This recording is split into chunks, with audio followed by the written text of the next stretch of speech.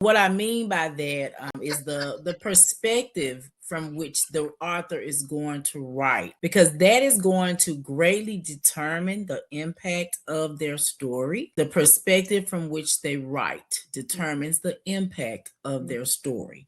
For example, there's a difference between you saying to somebody, this is what they did to me. You know, we kind of touched on this before. This is what they did to me versus this is what I experienced and how it shaped me, my mindset and my emotions, my reaction. This is what I experienced. Also, instead of being accusatory of it, you could say things such as, I experienced. Again, that's you taking ownership. That's you. I felt, a certain way, or I learned. And because that way, again, it is showing that here I'm handing you this tool, this help. I'm not necessarily pointing the finger at anybody, but I'm sharing with you how I came through, how I got through.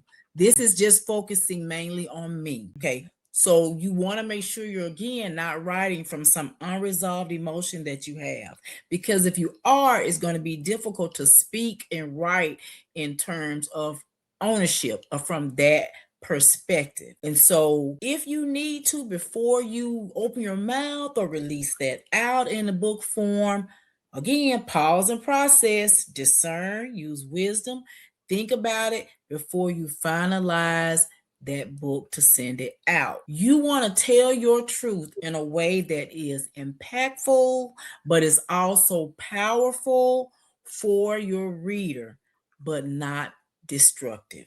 Okay. Then I would also suggest to them that, again, we talked about it yesterday, build that support system before they release that book. You're going to put this information out for the whole world to see, and it's going to be public, but you don't want to go public with your truth, and inside you probably are still dealing with pain and unforgiveness and trauma, because trust and believe it is not going to remain private. It is going to bleed out onto other people. And so my final thing with that would be to maybe identify you 2 or 3 people. We talked about it before, but it still applies. Identify 2 or 3 people that you can trust and talk to prior to that, because even that is taking ownership. That's taking ownership of your emotions, your mindset, mental, physical, spiritual, and emotionally.